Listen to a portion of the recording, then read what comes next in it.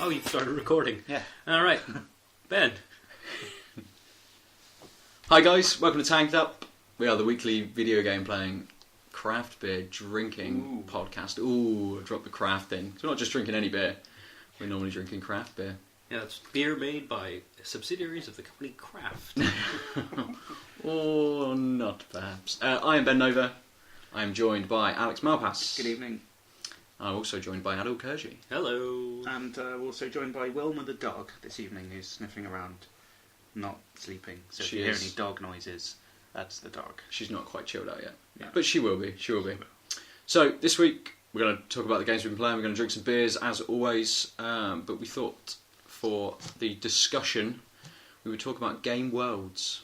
Just talk about our favourite game worlds, the worst game worlds, and why we like them. Whether that's just because of the artistic style or because they're full of stuff to do, and just give you a bit of a taste of that. So we shall open a beer.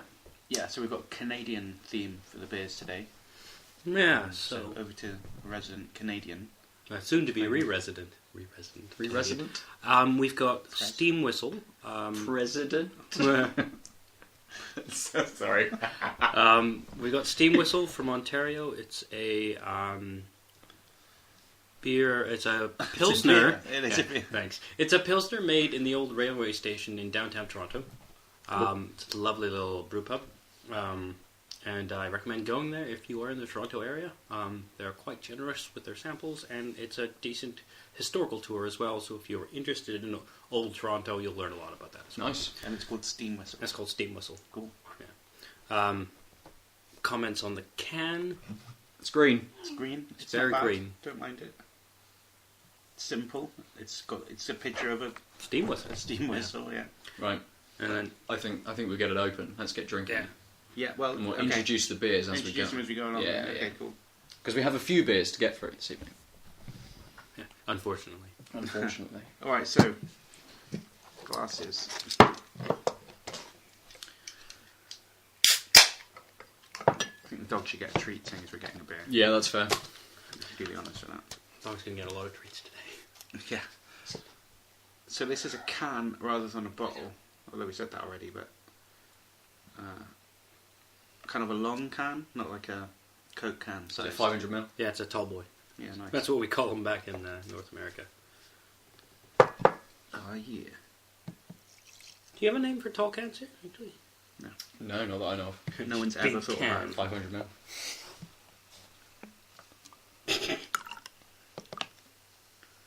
She's refusing the treat, unfortunately. For those of you not watching, She's not can't eating the see what's treat. actually going on. No, she doesn't want it. However, I'm going to have this because this looks like a treat. She took it from my hand. Yeah, she didn't. Maybe she just doesn't like me. Alright, cool. So, it's a crystal clear, kind of, I want to say urine coloured. It's quite dark, isn't it? Urine, if you For a- haven't for been a- drinking enough water. Yeah, Like, you've been your drinking doctor lots should of be this. telling you off. Yeah, okay. But it is yellower than we're used to with all our IPAs. Maybe it's just all the drinking we do. She hasn't eaten that treat, has she? I'm going to spend the whole podcast talking about We my are. dog. This Yeah. is not quite what I expected from a Pilsner, I suppose. It's a lot nuttier than I Yeah. recall. Mm-hmm. Still quite like it. But It gives way to a kind of bready sort of ending. Yeah, I suppose the Pilsner we had last week was like that. It was quite sweet, wasn't it? Yeah, that'll be the Pilsner malt Mm. coming through. Mm. Yeah, it's all right. It's quite nice. I don't know what to say about it really. It's not like blowing me away.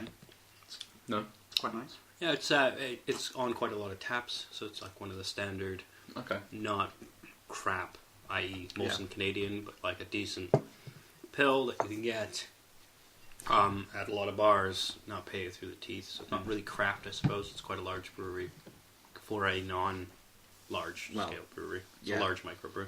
There's a lot of discussion about whether craft means size, or it's about brewing to certain styles, or if it's about having a range that fluctuates quite often. So Sierra Nevada is considered to be a craft brewery, but it's massive worldwide distribution and stuff. But that's because they brew craft style beers. So I don't know, it could still be a craft brewery. Yeah.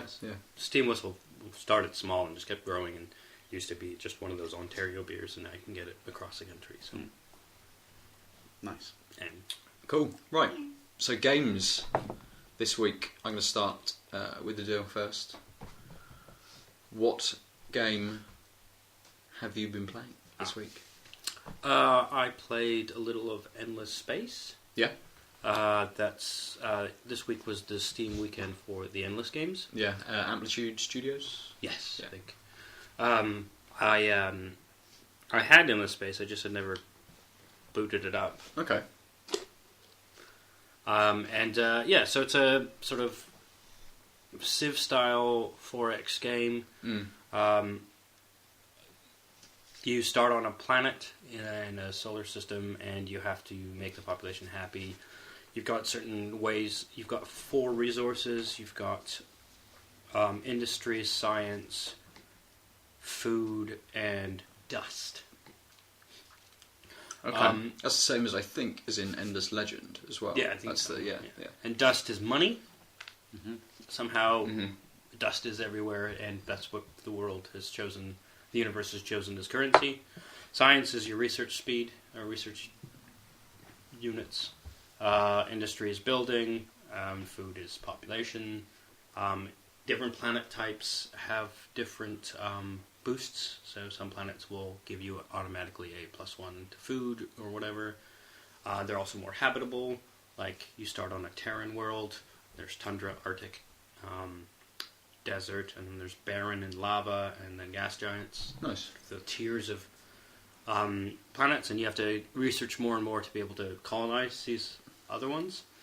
Once you sort of capture your solar system, you start building ships, and you can start exploring the solar system and or colonizing new systems, while your enemies do the same. So it almost sounds like what Alex wanted from Sid Meier's Starships. So you're not really based on cities on the planet, but each planet you can sort of each planet can specialize in a certain type of research, sort of like, or concentration, and certain planets are again better for other types. Although in the beginning you probably just want to put food just so you can get population, and you can't recolonize until you have at least 2 population units, and depending on the type of solar system and the work you've done, or type of planet rather, and the work you've done on the planet science-wise, you'll increase the population size available, etc. And then as you do research, you unlock things you can upgrade star systems for. So you can say now all planets in the system get +7 to science if you have this discovery or whatever. That's cool. And then when you go deep enough in the exploration tree, so there's 4 research trees. There's exploration, science, weapons, and social, basically. And weapons are, armor and weapons. Science is, faster engines, lossless communication, which makes people happier, that kind of thing. And then exploration is the stuff that lets you terraform planets in the end. Cool. So you can take a lava planet and re-terraform it to a desert planet, and then if you want, you can re-terraform that, if you have the science, into a tundra or something, and then people are much happier and it's easier to live. So it sounds like it's almost a pretty standard sort of strategy, hexagon-based game, but with a little bit more depth to it, and being able to change things around with like the systems and the planets and things like that. Yeah, so it's a little deeper than how you described starships, Alex, but and you can have trade agreements with people and break them, and then but after you break a trade agreement, you have to wait 10 turns. Okay. Till you can declare war, which I didn't realize as I had calmly stationed ships at all the planets, and then they just. And you just got to wait for a little while. Yeah. I had. It's very similar to the other game that Amplitude have made, Endless Legend, and I think all of their games are in like a shared universe. So all the resources are the same, and it sounds the same as sort of like peace treaties and being able to do lots of different things with your neighbours. Where it seems almost, unlike the Civ games, like diplomacy route is actually a viable option rather than having to wipe everybody out with armies and things to then have a look and say like the Civ games to go through a diplomatic route. You already have to have had that army stuff. Whereas, well, sort of. Yeah. Yeah, I've won purely cultural victories before in Civ. Mm. Now, like I just played a game the other day where with India, I'm up to like 1950 or something. I haven't had a fight with anyone apart from a barbarian. Really? Yeah. Okay. And I'm second only to China on an 18 Civ game. Mm. So, you know, Nice. second out of 18. It's obviously just the way I play Civ. Yeah. But you kind of have to play like that when you're India in Civ 4. This is because it's sort of like you just get massive population because there's so many food resources in India, but not that much production. And you know, you start off with spiritualism, so you can get Hinduism if you want, and then you've got like one of the first religions. You can spread it quickly, get a lot of religious like influence, which means that people like you more if they have your same religion. It's likely to attack you. Don't really need an army. Okay. You know, it's a viable strategy, definitely. Mm. Yeah, I think maybe because I've played a lot more Civ 5, some of that's sort of lost in Civ 5. You don't get that breadth of mechanics, I suppose. You're just not able to do that. I know when the Gods and Kings and a couple of other expansions came out, they started to introduce a few more systems like that, didn't they? But yeah, there's no religion on the basic Civ 5, right? Yeah. And then it's back in Gods and Kings. I think I got one other expansion pack for Civ 5 as well, which was like Brave New World. Brave New World. Yeah. Yeah. So I don't know which one runs automatically now. If they both run together, I don't know. I don't have either. No. I don't know.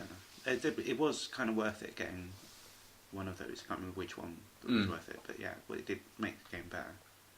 As you can tell, that's what I've been playing this week. So yeah, but with Endless Space, you said you picked it up a while ago, didn't you? Yeah, I can't imagine it's very expensive at the moment. Yeah, I don't. It was very cheap this past weekend, unfortunately. Yeah. The only thing I'd say is it also has like one of the main win conditions is just maximum influence. There's a threshold given the size of the galaxy you're working with, and if you have influence over that, if you hit that threshold, you win. Okay. And the more population you have in a system, and certain scientific upgrades increase the system's influence radius. And so when you hit the borders of another civilization, if you really work on that border one, you'll start pushing their influence back. Right. Which is kind of neat. I enjoyed it. I didn't do very well in my first game. I thought I was doing okay. One of the things that's really interesting is one of the main mechanics is the population gets expansion fatigue. Yeah.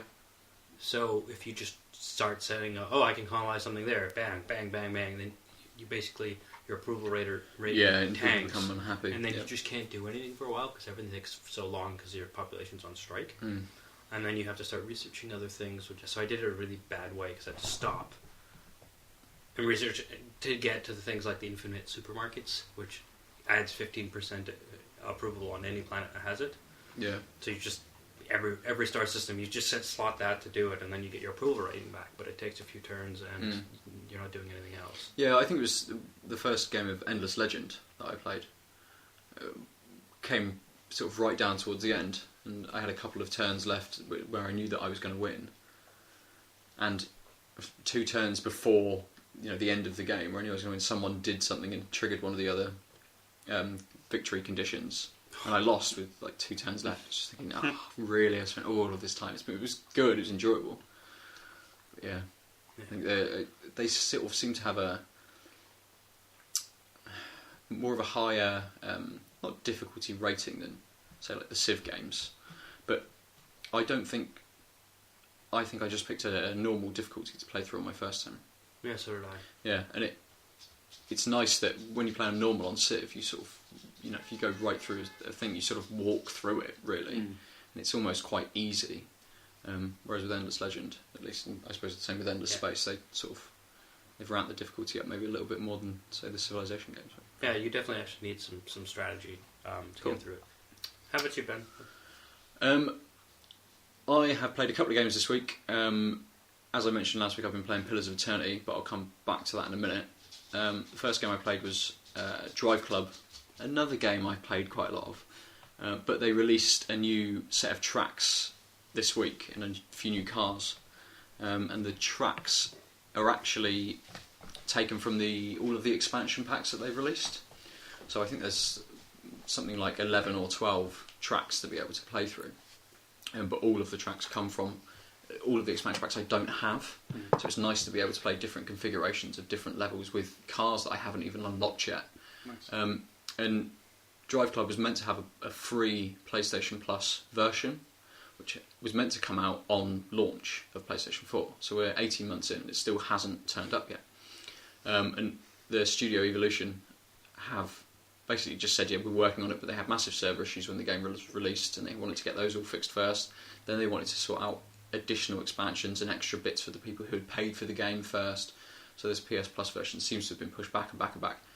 But this new set of races, this new set of tracks, almost seems like it should be the PS Plus version, because it's giving you a snapshot of lots of different parts of the game. Yeah. So whether that PS Plus version is on its way, and if you haven't picked up Drive Club, maybe wait about a month or so. There might be a PS Plus version, there probably won't be. But yeah, I've been getting more into that, and that is an absurd racing game. It just looks awesome. Yeah. Nice. Yeah. So let's hit the second beer. Yeah, cool. So Cutthroat? Yeah, so it's from Tree Brewery, which is a brewery outside in Kelowna, BC. It is a full-flavoured West Coast ale. They've gone through, in the past 10 years, they switched owners, I think, but definitely brewmasters. And so I haven't had a chance to drink a lot of Tree, because it wasn't available in Alberta for a long time. Okay. So every time, basically, I had a job or had a friend going through BC, I'd ask for a couple boxes of Tree. They had a wonderful IPA, which I couldn't find at the time, but I've heard good things about Cutthroat, so I thought we'd give it a go. Cool. It's unpasteurized. Nice. It's got Pearl, Centennial, Golding, Cascade, and Columbus hops. Cool. It's a medium body, and it's got Pale, Light Munich, Honey, Vienna, and Crystal Malt. Nice. That's cool. Nice. So, with the beers in Canada, with the craft beers in Canada, are they quite localised? I suppose we're such a small country here that our craft beers sort of can spread nationwide quite easily. Yeah, I not so imagine. much. Yeah, in Canada with it being It's getting massive. It's getting a little better because the craft brewery movement in the Western world has sort of is now a standard thing. Mm-hmm. So people will sort of buy it more often. But it's also sort of weird because in Canada, most of the provinces have their own liquor control board. Right. And the LCBs are the ones who do all the purchasing. Sure. And then they end up selling, like in Alberta, it's supposed to be all privatized, but all the private liquor stores, which are everywhere because it's privatized, Nice. have to buy through the Alberta Liquor Control Board, the LCB. So, if you have the money and talk to the supplier, you can't just buy the beer. Right. Okay. So what the fuck is a liquor control board? It is a board that controls liquor. What's Prohibition, mate. They have to have all this why shit do in they place, need right? Oh no, did that happen in Canada? Prohibition happened in Canada? Why No, do they need that? people I don't actually understand. smuggled. Completely different country. Yeah, people smuggled from Canada was one of the things. Yeah. Either you made your own moonshine or you smuggled it. Yeah. But yeah, why do you need a liquor control board? What the vets and allowance? Yeah, certain breweries? I don't know why now in the That's so modern weird. world, but they definitely did it. So it's just a They throwback just to the want old days. want Yeah. controls, I suppose. Yeah. They've just retained it from an older system. Also, perhaps. because there's a lot of liquor tax, they can collect the tax more easily if they're distributing. If all the liquor in the province has to come through you, then you will get your tax. Yeah. Yeah, I suppose so. I mean, we But then there's overhead. we don't have that here, as far as I know, and I imagine they get the tax that they need. Who knows? Anyway, You should ask your brewer friends. yeah, I should. I'll find out. Yeah, we can report back. Yeah. So we've got a much darker much more ambery Well, orange darker. than we're used to. Still pale ale colour. That first- darker. A dark pale ale. That first hit on the nose is really nice. So it's sweet. It's a sweet smell, Yeah. definitely. It doesn't look like it's unpasteurised. I was just imagining it would be Cloudier? cloudy. Yeah. It looks totally like Clear. commercial beer. Yeah. So. Tastes nice. It's very Like light. that. Mm. With a little bit of a copper in the aftertaste. But Yeah. that also fades really quickly. Does. Oh, there's It a doesn't bunch have of much of a lasting taste, No, really. it's not a huge flavour. No. It's a delicate one. It's nice. It's got a kind of what's the flavour in the middle? It's almost like perfumey or something. Flower? Yeah, a little. Yeah, It is a little, flowery, yeah. something like that. Floral. Yeah. I don't know what flower, but definitely floral. Not flour as in the thing you make bread out of. I don't think anyone was thinking that's what you meant. There was that one person who bakes a lot and doesn't drink. Perhaps. I don't think anyone that bakes doesn't drink. Baking seems like drinking should be involved at all times, right? Possibly. Maybe not in a bakery. Yeah. Nah. They know what they're Anyway, doing. so Since you played Civ 4, we're talking about Yes. strategy games. Aadil, you've played another strategy game, Yeah. but slightly different to the standard strategy game. Are you talking about Civilization Revolutions? I am. Light? Light. Which is an iOS and Android game by the Civ people. I can't imagine it working on a touch screen. I can't see how Civ would transfer. very well. Actually, that wasn't too terrible. You click on a person, you select them, and then you hold on them, and you get a context menu, one of which is move. You click move, and then so it's a little more touching, but not a lot. So is it almost exactly the same game as a standard Yeah. Civ game? Yeah, it's simplified, right? So you don't have nearly as much depth, I guess. Is the Yeah. thing. I had the light version only goes to the modern age. I played as Genghis Khan, and I got to the point of having cannons, and I shot up the Americans. Had a couple scuffles with the Japanese, and accidentally killed the Persians because I thought that it was just one of their cities that was in my way, and it was their only city. Poor Persians. Yeah. But yeah, I mean, it's a small map. I don't know if in the full version you can pick a bigger one.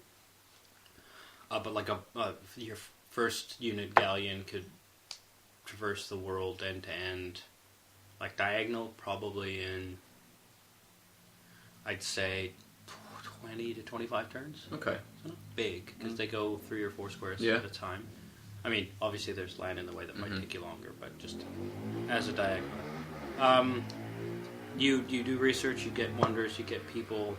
One of the win conditions is like 47 great things, whether that's buildings or people or whatever. yeah. It's all sort of stacked together. Does it focus more on sort of a quicker game as well? Yeah, I think that's one of the like a lot of it doesn't take a long time to get through to the modern era where the game the free version Civ Rev Lite ends. I think because they have Civ Rev 2 out now, so I think Civ Rev 1 is probably about $3 or $4. Right. But yeah, so combat is. I mean, it's never been the strong suit of Civ, so I think you basically put 3 units on a square, make them an army, click the army, drag it to the place, to the city, they attack. It tells you how many won or lost with a really cheap animation. Yeah, Mm-hmm. yeah. I can't imagine it's visually stunning. Yeah, I would say, I would play it on a bus or a train or something, but I wouldn't sit down ever and choose to play it. It's just that depth isn't there. Yeah. That's what mobile apps are for, Yeah, really, isn't it? so I think it does scratch the itch that I've been lately having for 4X strat game. Yeah. But yeah, I mean, the researching is also fairly simple tree. Although it is nice because you can look at the tree, and if you click on a thing, it'll show you the quickest path. Yeah. Which is useful. You can do trade offers where you offer one thing for another. But again, because the trees are really not that complicated and time goes really quickly, it's much easier to just... Mm-hmm. Yeah, sure, I'll have peace. Yeah, Yeah, sure, so- I'll have peace. Like, it's just... It loses the edge that Civ has over the other types of games. Do you think it's worth maybe £3 or £4? Yeah, probably. Yeah. Not much more. It depends on how much time you have to play on a mobile game that you don't have on a real computing gaming device. Like, if you take the bus a bunch and you don't have a 3DS or a Vita or something, then yeah, I think that'd be a great way to kill time on And the bus. if you like Civ, well, yeah. and you want something like that. Yeah.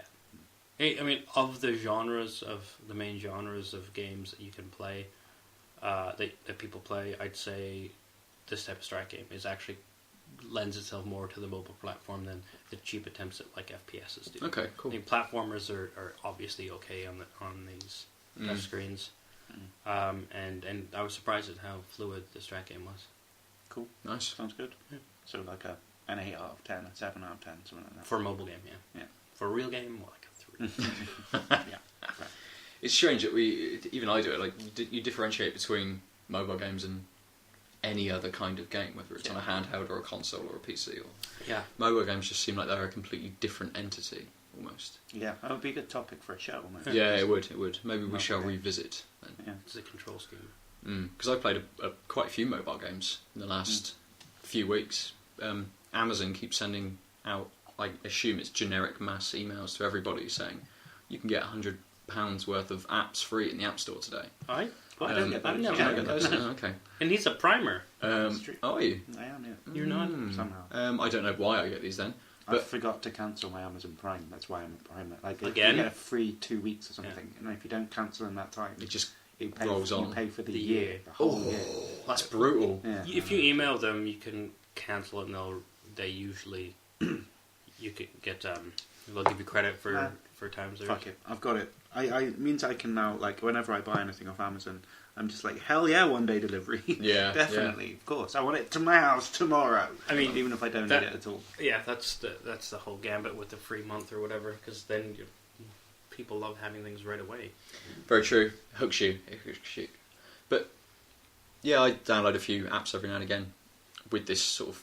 I assume it's not specifically for me. I would imagine if anyone went on the Amazon App Store and went on to free, there's a range of 20 apps. Yes, they might all come up to £100, which is why they say you get £100 free worth of apps. They don't give you £100 in your Right. wallet as such Yeah, to it's be not a able to voucher. buy on it. It's these are the free apps that are out. I picked up a few mobile games, and yeah, like you say, they're okay for if you sort of lying in bed and can't sleep for 10 minutes just to play something, take your mind off whatever it is that stop on the making you sleep bus into, or or on something, the bus or or something. So yeah, Waiting for someone. Yeah. It's way better than Bejeweled. okay, that's Not as good as Snake, though. Snake's classic. Yeah. It's classic. The Snake was of its time, though. I mean, not to have this debate now, but like, I mean, if it came out now, you'd be like, yeah, this is lame. Why am I playing this? It's of the time before it, though, because it was Nibbles on QBasic. Right, Going okay, but right back. when you had one of those, like, Nokia. Nokia, yeah, exactly, and you're on the back of the bus at school or whatever, playing, amazing, the game on my phone, beep, beep, beep, beep, when you're pressing the keys because they all make noises and you haven't figured out how to turn that off yet. It was then. Nowadays, you can be playing Civilization on your phone. Why would you want to be playing fucking Snake? True. I mean, when was the last time you played Snake? When Always you were on been the a while. bus Yeah. on the way to school. Well, Snake's almost evolved into just the endless runner genre, where you just come from the back and you're just a guy running and you have to tap to jump over a those ones are log or amazing. go left or go don't like that game. right. What's Or that called? Jungle Run or something like that. Oh, there's one that's Yeah. not a building. Temple Run? Temple Run. Yeah, I That's- fucking yeah. hate that game. That's a bullshit game. I don't like it at all. I don't think I've ever played it. Really, it's a really big free app. Like, I don't know. Is it free? It certainly Possibly was at free, some point, Definitely, yeah. I know. I That's spent- quite old now, isn't it? Yeah. I think I spent something like, how I'm like still not really on Twitter, although I am. I did tweet something the other day. No, So which one? As you or as the Behind podcast? the wall. As Tanked Up, I Hey. retweeted some Yes. stuff about Crane Brewing. Nice. You're So- still on Twitter. Yes, it was. But my point is, I played Angry Birds about 5 years after everyone else was playing Angry Birds. I was like, hey, this game's quite fun. It's called Angry Birds. I was like, yeah. I'm literally the last person in the world who hasn't played Angry Birds. I can't believe how big that game got. Like, there was so much random merch. Hey man, kids, they buy fucking any shit. Well, I mean, that's why mobile games are exploding, because now every kid has an iPod Touch, because if not, they're not cool. And a lot of their parents are buying them iPhones now. Because there's this whole theory of now if my kid gets in trouble, he can phone for help. It's like, no, the kid's going to get mugged because he has a fucking phone, iPhone. yeah. Because he's got... No one's going to take my phone card that I can only use in specific phone boxes to phone home if something goes wrong. If they see my kid playing Snake on the way home on his Nokia, they'll leave him alone. I think he's poor enough. Yeah. He obviously had a very hard life. The mugger ends up giving him £5. Yeah. It's like, I'm so sorry. So He'll sorry. be like, yeah, I've got an iPhone 2, you can have this, it's rubbish. I don't play Stole it with off the kid down the road. Off topic massively. Right. Well, not really. Still games. Still It is games. still video games, as you said at the beginning. So, Here's a question. uh, Because we were talking earlier, in fact, we sort of started the podcast talking about what counts as a game, although we deleted a video game. What counts as a video game? Yeah, so do you remember, did you ever get those games that had the interactive games that had the VHS tape, and you had to pause it at certain yeah, times? that's like, Atmosphere. There was a horror-based Yes, game called yeah. Atmosphere. Ridiculous. Absolutely Because that is ridiculous literally a video game. But will we review them? Maybe we should have an Atmosphere I night. bet someone's put those on YouTube. Oh, We'll have to look into this. Find out. So Sam's has a Star Trek board game. No, actually, sorry, let me roll that back. When I went up to her parents' house with her, like, last year at some point, we went to a shop and bought a Star Trek game that had a DVD that went along with it, so that when you land on certain squares, like a board game, when you land on certain squares, it was like... Go to chapter 4 or Yeah, something? exactly, and then and there's a little bit of video and stuff. You just Worf stab someone in the head or it was something. like little things like that, and then you have to answer a question about what was just happening in that scene and stuff. And Sam's dad refused to play. He said, "I'm not playing this bullshit" or whatever. But actually, he's a massive Trekkie. And Really? He like wandered in at some point and looked at the video, and it was like, "What type of starship is this?" or something. We were all like, "Oh, I don't know." Excelsior class. Some of these, and then he was just like, "Oh, it's obviously a such and such." And we like pressed to see the answer. He's like, "You're right." Oh my god! It was just he was amazing at it. But he That was a refused to video play? game. Yeah, he didn't want to play. He was too good for It's the a game. DVD game. Yeah, he's going to be on TV soon. It's a TV program featuring him, Oh. which starts in a few weeks. Yeah, Is it I'll be We'll tweet that. beefing out. Yeah, Nice. That's It'll be awesome. funny. Yeah. Anyway, Anyway, explain it later. we've gone off piste. Now I think piste we- we Yeah, already now were. we've got off this, yeah, definitely. I think it's time for another beer. Yeah, So, I think probably the La Fin du Monde. oh fuck, we're having the triple. this is the big boy. The triple. So this is Nice. It's a wine bottle sized. a French. Canadian French. French Canadian. Quebecois. Quebecois La Fin du Monde, which The end of means the world. the fin of the world. Yes, That's the what it fin means. of the world. I can speak French. Like the word's a giant shark, and Yeah, it's just the that's fin. what it means. It's a 9% triple Yeah. from Unibroue, which do a handful of other beers like Trois Pistoles, Three Pistols, Monde. My God. Gorgeous sound. Yeah. Sorry, I talked A over. slightly different sound than usual. Yeah, Yeah, that's true. it's corked. The dog wasn't too happy. Yeah, we with haven't. that. We've not had a corked beer on the podcast yet. So That's this true. will be the first. I'm not sure where the boundary between the double and the triple lies, because I think it's 7 to 8. So if it's under 8, it's definitely a double. if it's under 8, well, yeah, but I mean, if it's Yeah, I know. 6, is that a double? Yeah, I think so. Because I thought 10 was where triple started. Maybe I'm wrong. Maybe it's... I mean, I Six, don't think yeah. there's there's no rule book out there that says exactly where they have to be. But Just call it what you like. yeah, Strong ass beer. You drink it, you just think this isn't a triple at all. if you're taking it to a homebrew competition, there probably would be actually literally a rule book which says. So feel free to not pour the last bits because they'll have a little sediment in if you Oh, really? care. I don't mind that. No, yeah, it's fine. That's fine. I'm just giving you the heads up. You can see it getting cloudier. It is getting cloudier. Yeah, that's fine. I don't mind. Looks craft good. beer. Oh yeah, some people Thank get you really very much. surprised by this, Yeah. and they're like, "Whoa, it tasted crap at the end." I'm like, yeah, That's a But it's beer. just protein. like, it's corked because it still has yeast in it. That's a beer. That is a beer. Yes, That's I a love good this beer. smell. Yeah. What is? Well, it's a Belgian beer smell. Yeah. Essentially, it's difficult to describe exactly what that is, but It has a hint of orange, but just a hint. It's not very it doesn't have the tang of a citrus, but it has the sweetness of an orange. Ooh. that is nice. That's Cinnamon? a good beer. Oh, yeah. Cinnamon? I really Perhaps. like this beer. Yeah, a lot of like quite sharp kind of orange flavour in there Yeah. as well. It's a It's a good beer. That's a lot of flavour.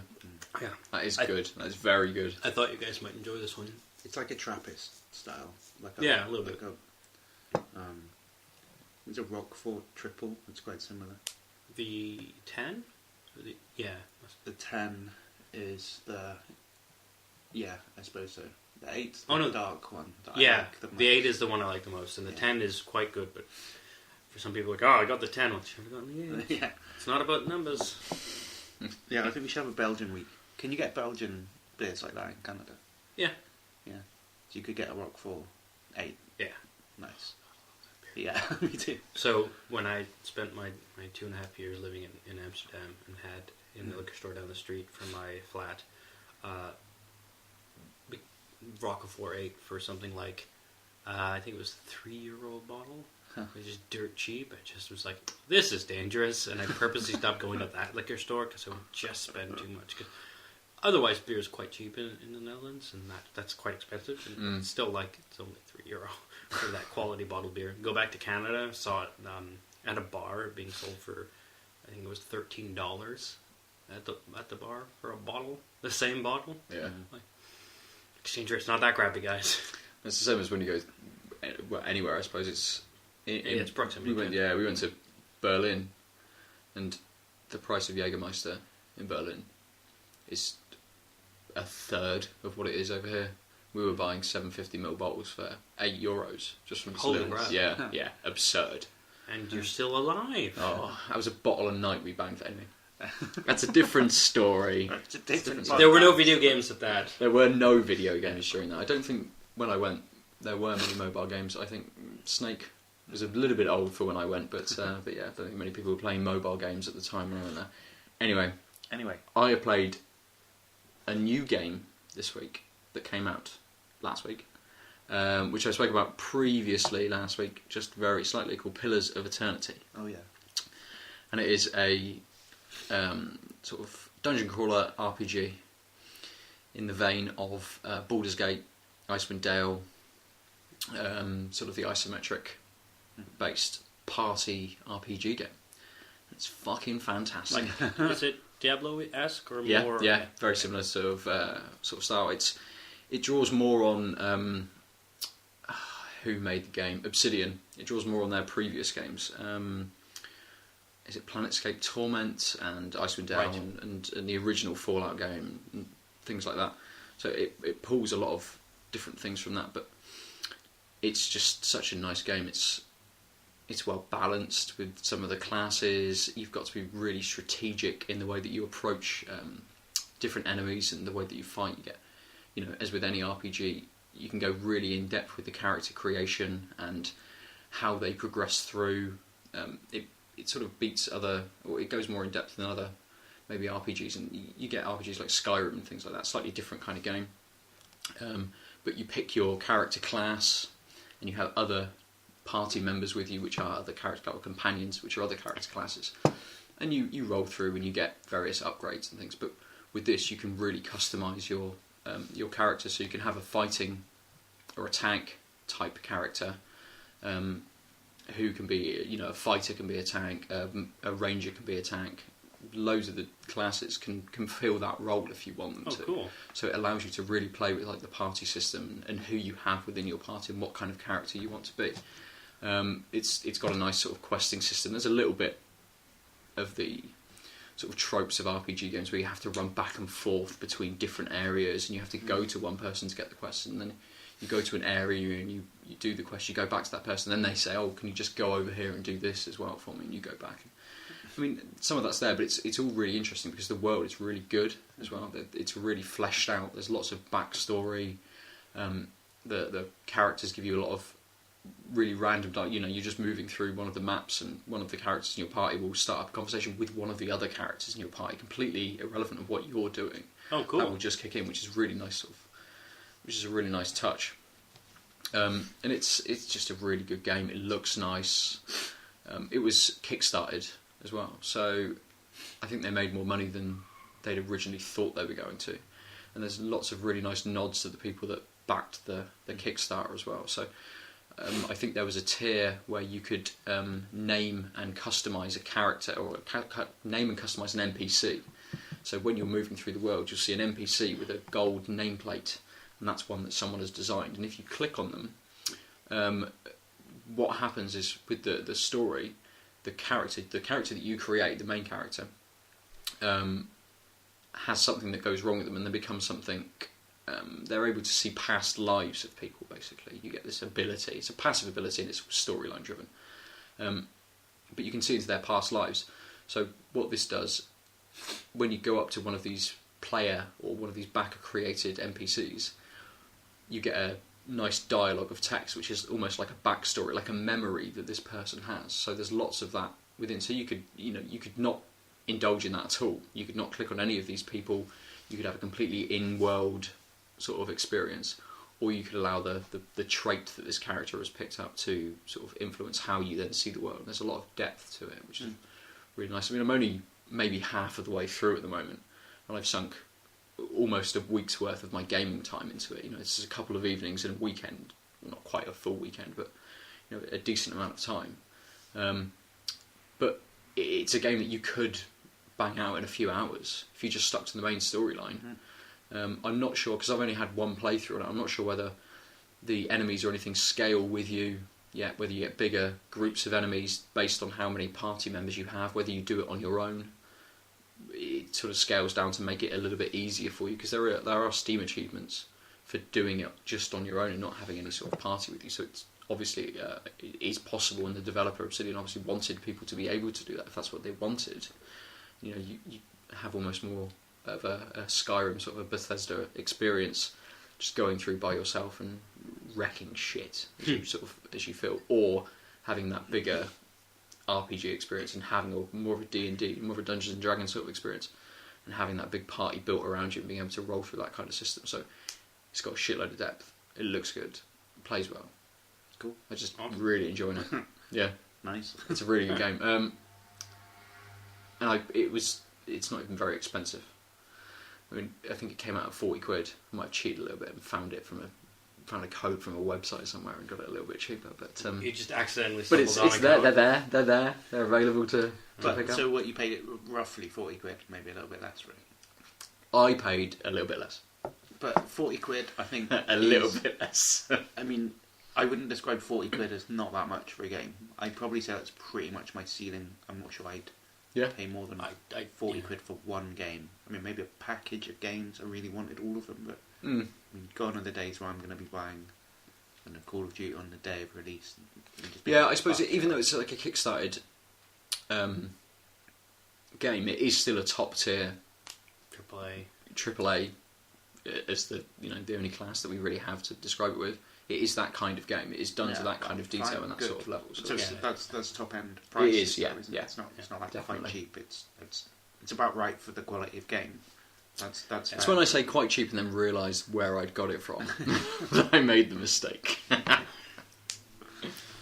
Yeah, but I don't think I've spent more than 40 quid on a game. Yeah, maybe that's fair. Maybe I have, but yeah, I tend to stock Steam sales / wait for them to generally float down. Yeah, sometimes they float down on certain websites. Yes. Faster than they do on Steam. Yeah. Or at least you can take advantage of Steam sales after Steam sales are done, hypothetically speaking. I should mention, I suppose, whilst I thought about it, we're not drinking an Honest Brew selection this week. But we are next week, and I think they've put some extra beers in the box for us. which is cool. Thank you, Honest Brew. Yeah, so Thanks. even though we're not drinking their beers, I'll still plug them this week. Might as well. Sounds good. Just whilst it popped into my head. Yeah. What do you think about it? Why not? It is a good service, to be fair. I go Yeah. off on something different, but it is good. You just pick sort of the style of beer that you want, or the kind of flavours and tastes that you sort of want, and they will send you a customised. And you can batch put of beers. a list of whatever breweries you like, and if they have stuff, Oh, they'll cool. try and, Oh, I didn't know that. they'll try and. So I put a load of really obscure breweries as well as some like ones that I put Partisan in there, for instance, and most weeks we've had something from it. Most months we've had something from it. The lemongrass saison, the ultimate lemongrass saison. Although Still a podcast favourite. yeah, I got another Partisan saison in the beer emporium that evening when we went out with Cam, and it was something else saison, not lemongrass. It wasn't. But it had some other ingredient, Qualifier. something like that. Oh, this didn't bother me. But anyway, I like poured it out, and I bought the bottle It was behind the bottled. bar in the beer emporium. Yeah. So it was like £4.50 or something, maybe more. I don't know how much it was. I was like, yeah, well, I just want to taste that. It's going to be nice. Like fuck it, I'll pay for it, whatever. One of those moments where I just really wanted it. Poured it out into the glass, and I was sort of like, had a good nose, handed it to Aadil, he had a good nose of it as well, we had a little sip, and I was like, oh yes, that's very, very nice, isn't it? Yeah. Passed it to Aadil, he oh yes, I like that too, yes, that's really nice. And then Sam picks it up, and she's like, oh, let me have a taste, and she has a little sip, and goes, it tastes like a sol, where someone's just pushed a little bit of lime down the pipes. And I was like, oh, for fuck's sake, it does! You've ruined it completely. It's been £4.50, I was really enjoying it, and now you've pointed out, actually, it's such a delicate flavour. It tastes exactly like a sol with the lime pushed in. Oh man, that's the wrong way to drink Sol as well. It's like, It's the right way to drink Corona in Mexico, though. I've never been to Mexico. Well, you know where that lime in the beer tradition started, right? No. Flies. Keeps the flies away. Really? Yeah. And then you get a That makes sense. citrus and beer go well together in general. Yeah. But yes, so As an added bonus. yeah, nice. it is definitely a North American week here on. It is. So, Aadil, you've played one more game, if only very briefly. I will speak briefly, and I played briefly. Seeing as we've talked about the other two endless games, we had free access this week as Steam people. Steam people. Now, is that like steampunk people, or is that people made of steam? People made of steam, I mate. thought of people made of steam. Yeah. But then that means Just changed my consistency completely. But we wouldn't be able to survive in most environments because we would immediately condense, and we would no longer be steam people. But that would be everywhere. The steam people are transient. Near volcanoes. Steam people only last for a small amount of time. They have a very profound outlook on the world. Oh, yes. Which really should be the same Alex, to everyone. steam people expert. Yes, that's right. Going away from steam people anthropology, yes, Dungeon of the Endless, which is a Is it sci-fi called Dungeon of the Endless? Yeah. Okay. Again, conveniently, so it's a dungeon crawler type game where your turns are basically room based. Mm-hmm. So you start in a room and you have an artifact and your characters. You start with 2 characters. I think it's multiplayer. I don't actually remember now. Each room has an amount of dust. Dust is your currency. You can. Wait, didn't we do this game already? Yeah. yeah. Part of the same shared universe. Yeah. You can research into things, science, industry. You can.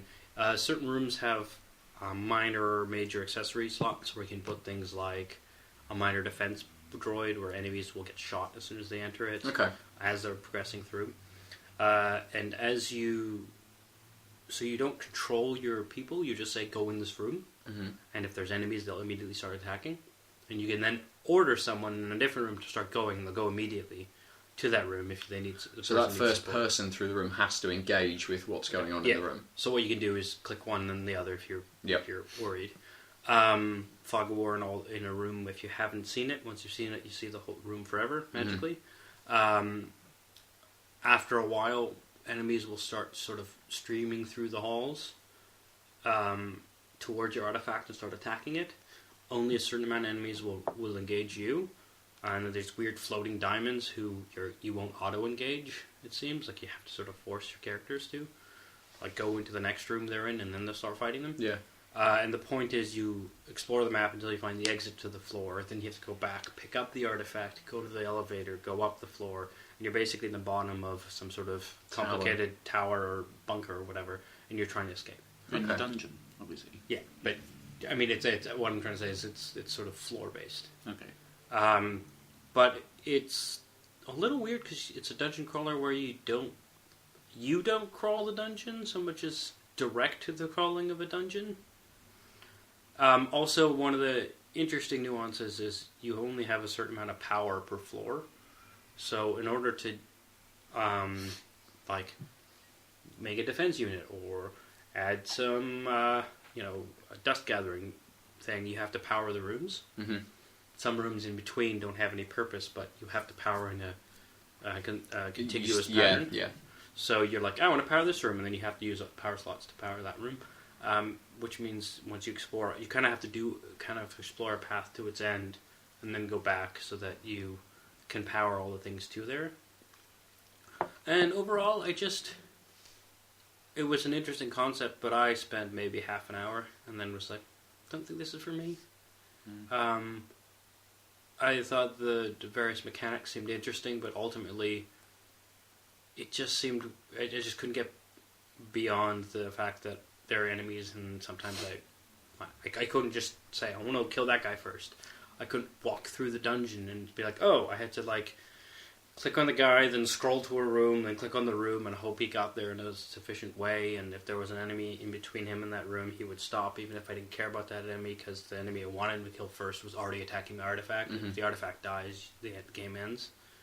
So no, ignore that guy, he's not at the thing yet. Kill the guy at the artifact, wait for the other guy to come, and that strategy doesn't work really. I hate that when games are made in such a way that is an obvious command you want to be able to give, but that somehow some part of the game mechanics fucks it up, and then and you're there no, don't do that. Oh, for fuck's sake, he's done that again. And if there's an enemy between you and the object room, you just can't do anything about it. Yeah, and it just seems really I strange. suppose. Do you think that maybe that's how it would be in almost in a real situation? Like the first person that busts through a door into an unknown room will have to engage with what's going on in that room.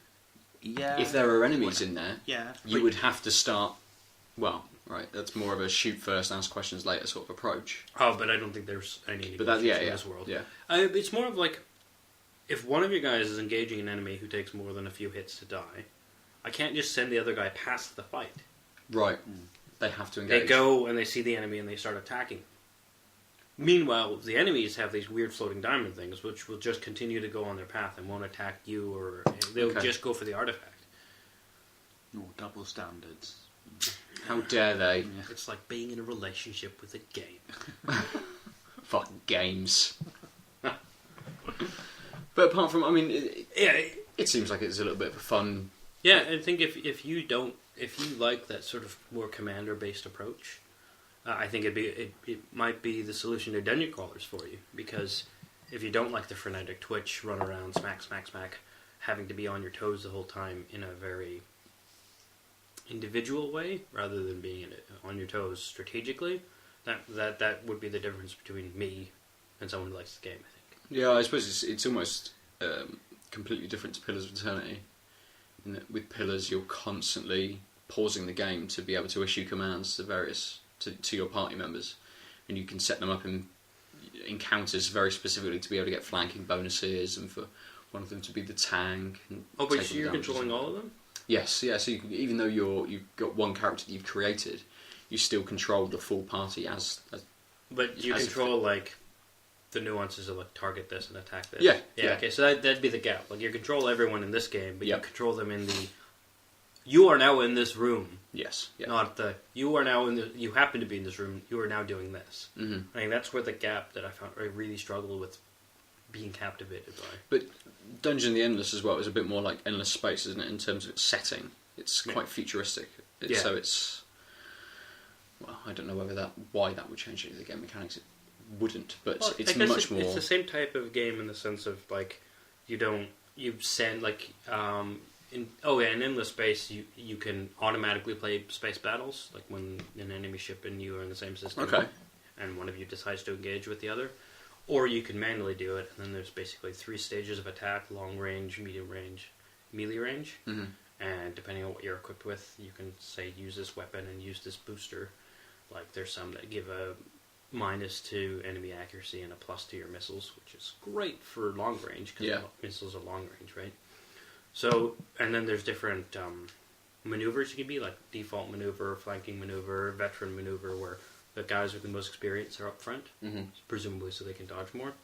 And that's the most interactive you are with units.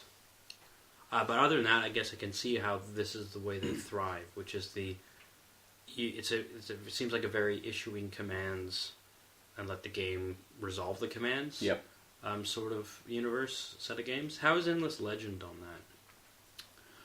that? I'm trying to think now. Endless Legend is very similar in that you get into an encounter, you can issue a command, and then the turn will do what that command is, and each unit moves around. So I suppose it's quite similar. It's nowhere near as in depth as like Pillars of Eternity would be, but a bit more like Civ or something like that. So, yeah. Well, it seems like, seeing as we were talking about the endless world, it's a good segue to our topic, which is is worlds. It's only 56 minutes into the podcast. Let's talk about the actual topic of the podcast. Yeah, let's open the last beer first. Last beer. So last beer is we have a beer each.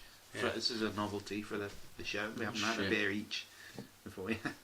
So this is the Yukon Brewery Midnight Sun Espresso Stout. It is a brewery in the from the Yukon territories, which is the northern Canada, a large swath, the bit that connects BC and Alberta to Alaska. Mm-hmm. It's the part of Canada that everyone visualizes: snow, barren, sledding, more snow, wolves, huskies, polar bears as well. Polar bears, yeah. All those Canadian things. Maple syrup everywhere. Yeah. Actually, no. Maple syrup tends to come from the Ontario, Quebec side, so the beginning of the podcast. Or the beginning, middle third. So, yeah, this is the first stout we have. Yeah, it's an espresso stout. Yeah. It's one of my favourite Canadian beers. I'm curious we what should you'll have think about it. varied more the amount of types of beer that we've been drinking recently. Yeah, possibly. I mean, that's because of the Honest Brew Box. Like we've kept it as a similar. I've taken the filters off that now, so there's no. I don't certainly preference. Exactly. So next week, who knows what we'll get? Yes. Well, I know a little bit about what we're going to get. I'm not going to say no. Right, okay, fair. You guys will wait and see. Now this smells really good. Does anyone want to describe the colour? It's black. It's black. It's really, really black. With a nice tan head, not too much foam. For the beer geeks out there, it's about 300 on the Loverbond scale. Okay, so there you go. Good. It's the scale which classifies beer colour. That nose should get you from the table. So the beer colour scale, I think, is determined by how much light is let through the beer. Right. So 300 being the top opaque, No. I think it goes up to 600, but it's basically opaque. I was going to say. So what would a 600 be? For general drinking people, what would a Guinness be? Well, exactly the same as this. Yeah. About 3. I don't know what 6. I mean, it's not like another 1 on top of 300 is the same as adding 1 on top of a 2 level bond or something. It's like it's exponential. Yeah, like the way that the earthquake scale kind of like the Richter scale. 6.7. The extra 1 from 6.6 isn't as much as a 5.6 to 5.7. Right. Is that an overly complicated way of explaining it? I think so. But anyway. I just hit the microphone with a And bottle. if you don't know what I'm saying, go read a fucking book about it. Yeah, exactly. It's not my fault if you don't know what I'm talking about. Nose? It's good. Nose is coffee. It is very coffee, but it's kind of like it's more like a little sweet. There's a little chocolate hint to it. It's kind of like having a coffee ice cream. Yeah. Oh, it's an iced coffee. Yeah. Yeah. Which I've had before. I made the mistake one summer of absurdly coming out of work and going into a coffee shop, one of these giant what's absurd about mega chains, and buying an iced coffee because Right. it was really warm outside and I really wanted a coffee. Like, it's so fucking hot. I cannot drink coffee right now. So I had an iced coffee. And coffee cold is fucking horrible. Yes, it is. Yeah, somehow. However, this you do get that coffee smell, but you don't quite get the. It's not. It's not super strong. Yeah, Yeah, it doesn't true, taste of cold coffee as you would expect it would from the smell. That's right. It's very smooth. It is. Very It is thick. really. So I was going to say it's very thick. It's nice. Someone want to comment on the finish? I really like it right now. It lingers. Yeah, It stays a nice amount of time. It's. I was going to say it sort of drops halfway at taste and then lingers for a good 25 seconds. So it's not like the full blown taste staying with you. It's like, oh yeah, you're having this. Don't worry for a while. You can taste it in a bit. Yeah, Relax. yeah. I really like It's definitely seems like that. It seems like a beer that you can take your time with. take your time with. Yep, exactly. Mm. So, finally, At our the hour mark. discussion topic. Hey. At the hour mark, we're probably not going to go on for too much longer. However, Should we just do games, worlds we like or worlds we dislike, and do the next one next week, maybe? we can. I think we can briefly touch on Fuck it, it. let's just get through Just it. bang People it don't out. have to listen any longer Yeah. than they want to. Exactly. Just get a beer and listen to the rest. Chill out. If you're at work, fuck them. Get Yeah. a beer anyway. Fuck work. Or fuck them if you have that kind of workplace. Yeah, it depends where you work. So we're going to talk about game worlds. Yeah. The settings of various games, why we like them, which games we like, and which ones we don't like very much. Who would like to start? I would like a clarification question. Okay. Um, Begin Are we talking about like overall lore or what you want. actual Whether setting? we're going to talk about whether you like the world because it's something like Pillars of Eternity has got a really good world. This is why you came up with this topic, right? Yeah. Because you were like, I love the game world here. Hey, that's a good idea for a topic. Yep, pretty much. Clever. Yeah. On topic, as it were. Okay, so I was thinking about this. So really distinctive game worlds, because a lot of games that don't have particularly distinctive game worlds. Yeah. Like so, I don't want to go around all of them. But Civ, for instance, it's not a particularly distinctive game world. It wouldn't be one that I think of when you're saying what's a good game world. Mhm. However, Doom 2 has a very particular. Oh, that's a great one. Yeah, it's a very particular slant on. Well, like the world that they live. I mean, it's sort of like hell. The gates of hell have opened or something. It's kind of like the real world or whatever. But there's some very distinctive Flavour. I'm not sure I like the world that it's showing. I mean, Who will you're live there? supposed to like. Yeah, exactly. I don't want to be there. I really don't want to be fireball throwing whatever the fuck those guys were. Cacodemons. Demons, yeah. It's the cacodemons. But yeah, it gave me a very strong, lasting impression. Like I can conjure it up now. If you say to me, the world of Doom 2, like it just happened to you then, and you're like, oh yeah, that world, yeah. So very, they nailed it with that. They articulated a particular vision of how things could be in that situation. It was. So there's a game world. Yeah, it's very similar to something like Dead Space, which is it's a horror game, Yeah. and that's got it's got a really gritty world. It's really dark. It's foreboding. It's scary as shit, but it's really good 'cause it's really distinctive. Things like the posters on the wall show more of a when the city that you're the station that you're moving through had better times as such, and suddenly there's graffiti over this poster of this beaming child saying like, hey, look how good I brush my teeth, or some shit like that, but there's graffiti over it saying I fucking hate living here or something. The dog just farted Nice. right on my leg. Lovely. Sorry, I just had to share. But that's The I mean that's listeners a didn't need to know Oh, that. jeez, yeah, but Just drink some more espresso stout. It'll take the things pain will be away. fine. Things will be fine. Drink the pain away. But I mean, Dead Space has got a nice world. What do you mean a nice world? Not a nice world, It's as in got I would fucking hate to be there. Yeah. So Getting what you mean ripped is it's apart got like by a fucking well constructed defined or whatever. world. Like it's well, and the game cohesive. relies on it, I guess, because there's games like Mario, Yeah. which has a very well-known but not deeply defined world, but it's all it needs. Mhm. But I wouldn't classify it as even though I've played a lot of games, put a lot of hours of my life into playing in that world, it don't really care about that world so much. Yeah. I mean, the thing that instantly came up for me for thinking about the worst game world was Call of Duty. I do not give a shit about the Call of Duty universe as such and the world that it happens in. I suppose it's meant to be in the real world, I suppose. Well, yeah, all of these, roughly. Well, not all of them. And Mario isn't supposed to be in the real world. No, I mean... He is an Italian plumber. He's just high as fuck. That's what's going on. The modern / World War brown shooter is supposed to be a brown shooter. That's what they are. Everything is brown because it's gritty. Gritty is brown! Colors don't exist in the real world unless they're people, and then we should shoot them. Sorry. Shooting all the blue people. Yeah. Yep. Fucking hate Avatar. So, although most games, and this game is certainly a game which is designed to be modelling the real world.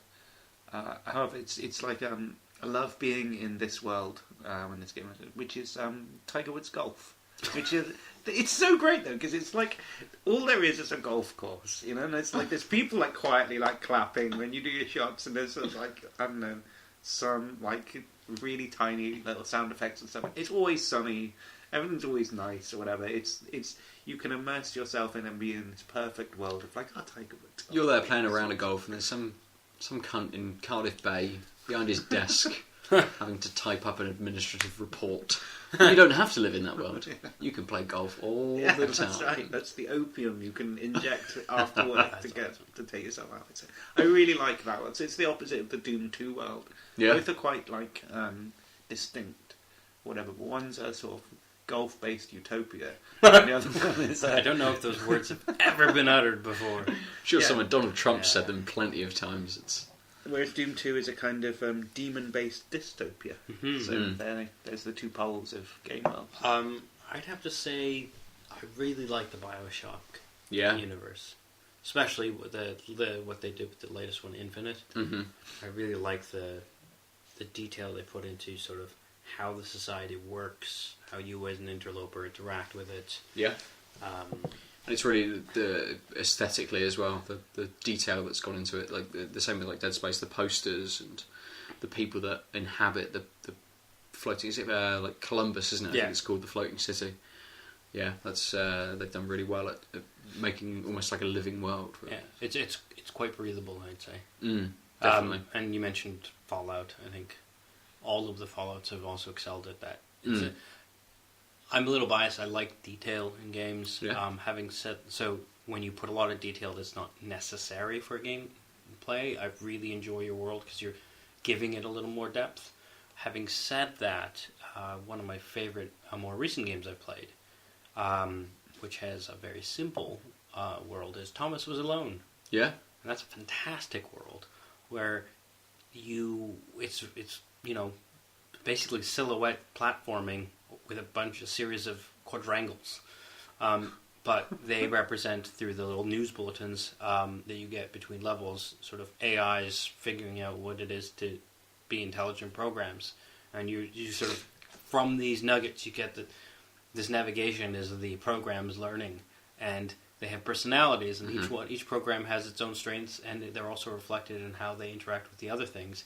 And there's so much just implied depth because of writing. Yeah. That this very simple, completely graphically unintensive game, you identify with the characters. You actually sort of end up caring about what happens. You understand the world they live in, and it's just through the very, very awesomely written narrations.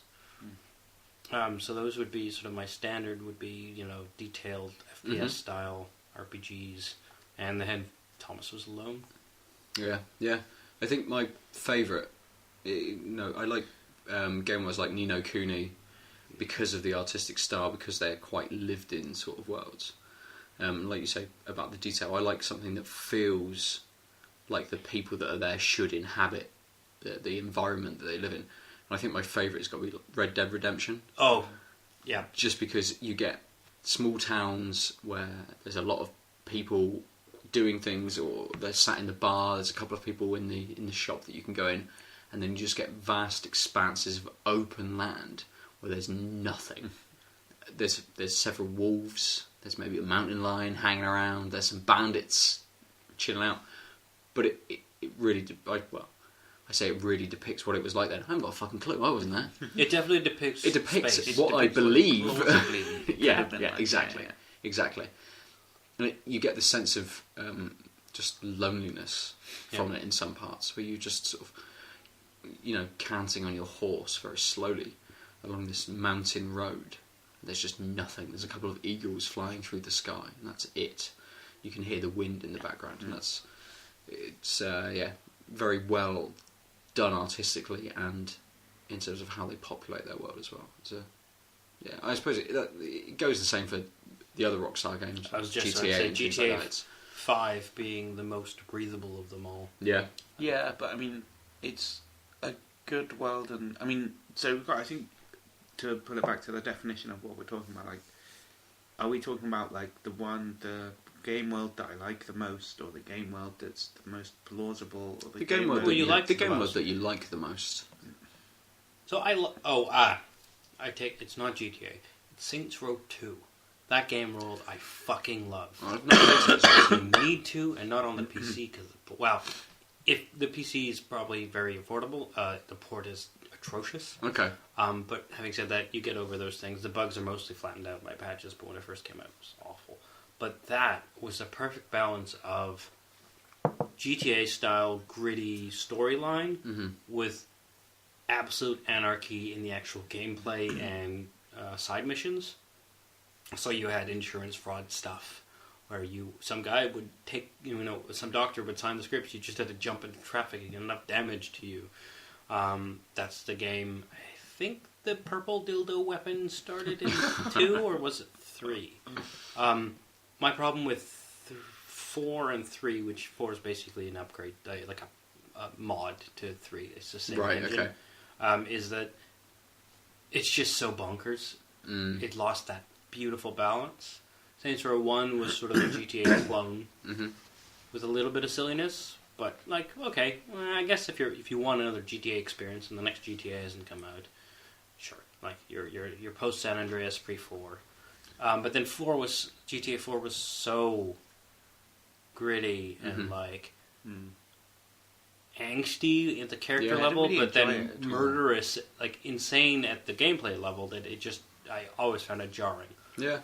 Agonizing over one death while killing 1 million people in a run, because why not? Just doesn't work. Well, Saints Row 2 came out right around 4, I think. Can't remember. Saints Row 2 was like, here's a world, Steelport. There's some batshit things that happen. Your gang has been decimated. You've come out of jail. You need to retake the city from these new gangs. So you're still starting from the bottom. Yeah. There's still a very linear sort of. You can pick a linear path through one set of missions with one set of gangs or the other, or alternate linear paths. But it's just a set of missions for each.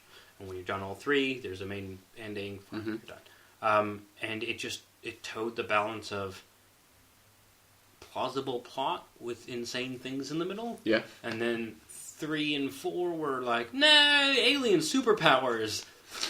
And then apparently... It's a slightly different setting. Yeah, well, no, it's the same setting, the same world, but they introduce another element to that setting. So saying, by bringing aliens in, like Red Dead would have been a completely different game if aliens. Well, Red Dead Zombies is Red Dead Zombies is fucking awesome as well. But you lose that sense of desolate. You do, because the zombies are in the fields mostly. They are, yeah. That's very true. It does make it a very different game. You can't be alone when there's a field full of zombies rushing at you. So I think if you got your horse and your revolver, you'd be alright. Yeah, but what I'm saying is that there's a feeling of community, isn't there? And there's a little hello, zombies. Oh, good. How do you do? So I would say, for that sort of... Actually, I'd say Sleeping Dogs and Saints Row 2 are my favorite open world style worlds. Cool. Sleeping Dogs very similar. Sleeping Dogs, it's a GTA clone that does plot better than any other GTA or GTA clone I think has done. Set in Hong Kong, very, very real feeling Hong Kong. It puts an emphasis on martial arts, so your melee combat's much better. Still have just as good guns. Driving is fairly tight for these types of games, but the world really feels like you are dealing with, Asian gangs, and you're a cop undercover, and it sucks. It's very Infernal Affairs-y. If you've ever watched that movie, in which you haven't, you should. Cherry on Fat? No, Infernal Affairs is Tom Leung, and the guy who played Shaolin Monk, the Shaolin Monk in Shaolin. Yeah, that guy. Andy Lau. Infernal Affairs is what The Departed was based on. Okay, cool. And it's infinitely better. I'm sure. It's a fantastic film. Yeah, and Shaolin wasn't a great film. No, I just remember Andy Lau was in it. Andy Lau playing the mole in the cop role. Spoiler alert. Just in case you're going to revisit the if you haven't 1997 seen, I was going or to say, something. if you haven't seen, I think it's 2001. If you haven't seen The Departed or Infernal Affairs, I'd be surprised. Okay, we've digressed. We have digressed. We haven't touched movies we hate, worlds we hate, but I don't know if we could. Well, I mean, Sorry, worlds. I mean, A brown shooter world. I brushed briefly on it with something like COD. You just get nothing from it. It's you get difficult nothing. to pick out a it's world general theme, corridor. Yeah. It could be any setting. It could be anything, and all you're doing is moving through So, it. for instance, Doom 2 is a very distinctive world. Not that I like it, but I mean, it's a world that's... Wolfenstein, for instance, isn't really a world. I mean, it's a fucking similar game. There's hardly anything in it. It's just that, Doom 2's got a demon-y kind of tint to it or something. But, I don't get any sense of world out of Wolfenstein. I mean, and that's the worst. We're talking just in case anyone that's listening to this plays games that have just come out. Yeah, I'm not talking about the new Wolfenstein, the new Wolfenstein order. 3D. I'm talking about the original Wolfenstein. Yeah, sorry, of course. No 3D versions. We're done. Yeah. Actually, I will add to that Rise of the Triad, in the post Doom 2, pre Quake 2 era. That was a very generic, sort of conspiracy type style game, and it was just so flat and boring. I think it is the spiritual precursor to the generic brown shooter that you were coming from. It's just a generic first-person shooter, just wave after wave of generic enemies, not a lot of time in art or narrative to get you to care about the world. Gameplay was great. I enjoyed playing it. It had a good multiplayer for its time, but I could give two shits about the world. But okay, so I mean, Tetris. Don't give a fuck about the Tetris world. Quite a fun game. Quite like it. The music's great. But what are we talking about here? I was going to say I wouldn't define that there being a Tetris world as such. Okay, but then there's no setting that you're living in. Yeah. What are we talking about? I think there is a world, and I'm actually okay with it. It's a world where there is a pit and Russian music and some shapes, and a man who gets or woman who gets to control the falling of the shapes in the pit. A god creature. Yeah. It's determining. You are the pit god. This is how life shall work. Yeah. So anyway, moving on. Worlds can be varied, and and bad. Some are good and some are bad, and some can be good or bad even with the same semi-premise, a la Final Fantasy, where you can have airships, you can have crystals, you can have magic, you can have fighting, you're going to have angsty, unknown background of main protagonist, but Final Fantasy 7 and 10 aren't the same game. Yeah, very true. Very true. So, should we rate some beer? Yeah. We've had 4 beers, I think. 4 beers? We had the Steam Whistle Pilsner with the Cutthroat Pale Ale. Essentially, it's a pale ale. Who are they by? Steam Whistles by Steam Whistle. Cutthroat. So the Steam Whistle... Well, they made a beer that's the same name as the brewery. They only make the one beer. They make one beer? Yeah. Well, they don't make any other beer. No. Uh-oh. Wait. What? They only make one beer? What?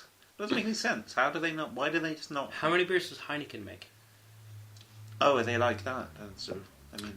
I'm just saying, Heineken, it's not that surprising. But for anything remotely craft... Right, so I was saying to make one beer is Heineken crazy. own a lot of other breweries. Right, but their brewery only makes one beer. Yeah, I suppose. So Steam Whistle, that's what I was trying to say at the beginning. They started as a small outfit. Yeah. So they fit in the microbrew category, but now they're sufficiently popular that they are marketed and sold across Canada, but they've only really made the Steam Whistle Pilsner. Weird. Okay, fair. Well, they So decided that- I would make a lager that people will drink, and it's not too bad. I mean, there's room Yeah. in that Oh yeah. I space just of the think market. they're doing. It does say on the can, independently brewed in Canada. Independently from what? I had no fucking idea. The Um, communist transnational conspiracy of The French. controlling women. Yeah. What's that thing that the GTUs or whatever it was, the boards that control the... Oh, the licorice control boards, Yeah. LCBs. The licorice control boards. Yeah, the licorice control board. Probably independently of that. Anyway, This so we had the Steam Whistle. The Steam sorry. Whistle. We had the Cutthroat thingy, whatever, pale ale. by Tree Brewing Yep. in Kelowna. In Canada, BC? whatever. Jesus. And we had the Fin of the World. La Fin du Monde. Which, Quebecois. because that looks like a fin, the picture. It does. Which you can see on Twitter. Looks a bit like a fin. I So, think it slightly. looks like a That's bit like of a the world. sort of wrinkly shark fin. That's how I describe that. For those of Exactly you, what that is. once you see the picture on Twitter, please let Alex know if you think it looks like a fin. Yeah. I mean, I think we should take a vote whether or not that's a map of some random It is part definitely a of random Canada, or part if of it's a Canada. wrinkly shark fin, which it definitely is. If it's a map, Obviously it's. why has it What? got so much light around it? Yeah, exactly. It's the So end you of must- the world. Ergo, it's a shark with wrinkly shark fin. The rest of my case. Really decrepit Dichotomy shark. fallacy. And we also had the Yukon. Brewing Midnight Sun Espresso Stout. Espresso Stout. So let's say Ben, seeing as you're I'm drinking. fucked, I haven't got a clue. What did you like the most? Do you remember? Do you remember drinking this? I do We remember drank drinking this. this I not very really long ago. like the Fin du Monde. Yeah, It's just huge flavour. big Belgian Absolutely flavour. huge. It was really nice. Okay, good. So do you like that just because it wasn't what you were expecting? I think so. I think the Steam Whistle was a nice Pilsner. It's not fantastic. It wasn't. There was nothing wrong with it. There's No, nothing wrong with it, but there's nothing. It didn't just- really come yeah. across as being outstanding It wasn't the versus the other Camden Pilsners. Exactly. It doesn't come across as being outstanding. The Cutthroat was good. Again, didn't come across as being massively outstanding. Had a nice nose. The problem with it's a West Coast ale, which is basically like a toned down IPA, but you're Okay. always going to compare it to an IPA. Yeah. And it's just does it. Like don't you were saying quite get as earlier, much. it has a bit of nuance to it, but in the end, it's too related to a category that has much more strength that Mhm. you're used to. And I think Yeah. the final one, the Yukon, the oyster stout, Espresso Espresso. stout. espresso stout. Oyster stout was a different one, It's wasn't different. Yeah. it? The espresso stout, You're the one that smelled like coffee? just a bit too much espresso.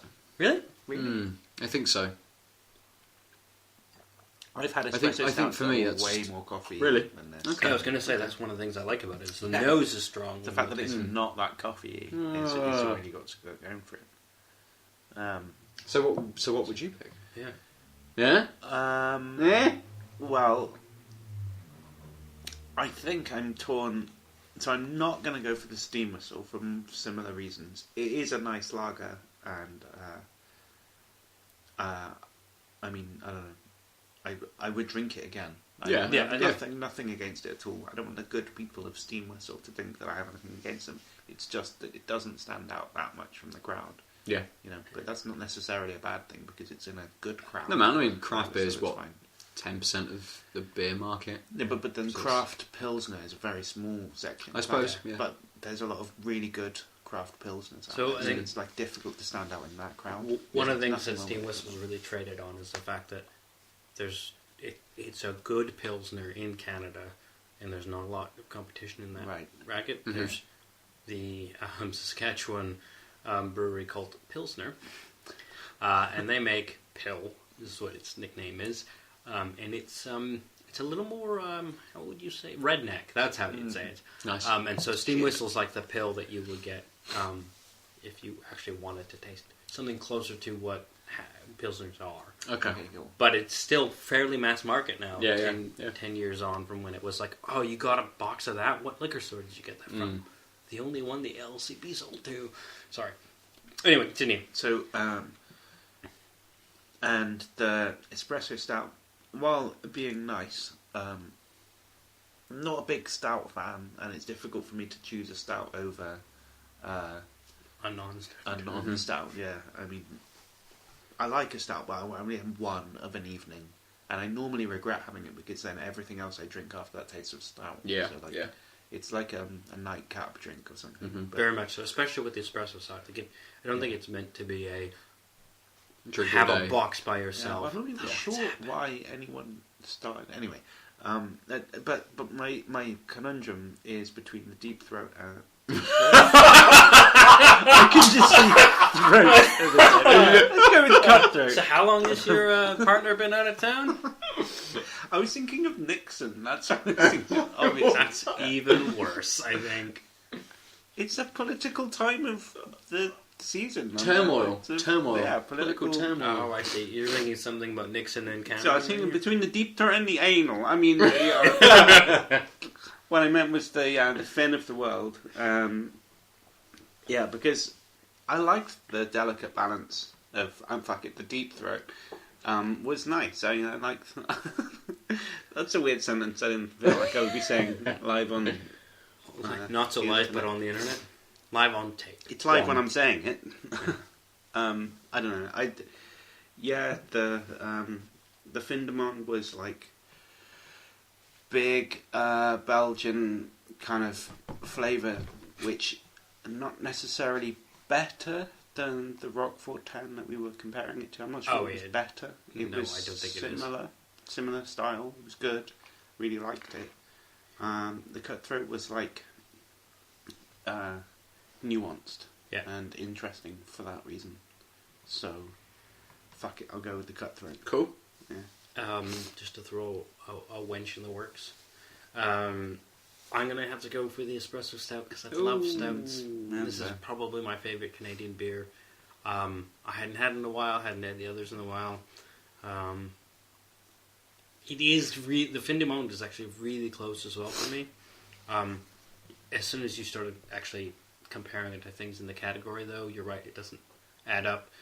When I only lived in Canada and didn't have access to things like the Roquefort, I loved this beer. I've had a little too many nights with.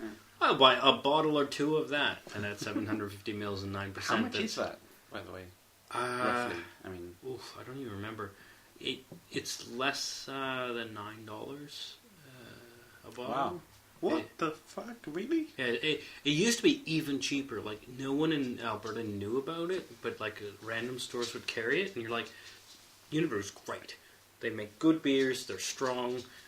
They're all still have yeast in them, so they're still culturing a little. Hence the cork in all of them. I like Trois Pistoles as well. I really like Monde, but Fin de Monde has always been my the one I started drinking Unibroue with, and it's just, I think it's a fantastic beer. But since I drank it reasonably often, usually as a precursor to a night out, I won't lie, the 9% helped. I have been to Belgium and the Netherlands, and I have had better examples of this type of beer.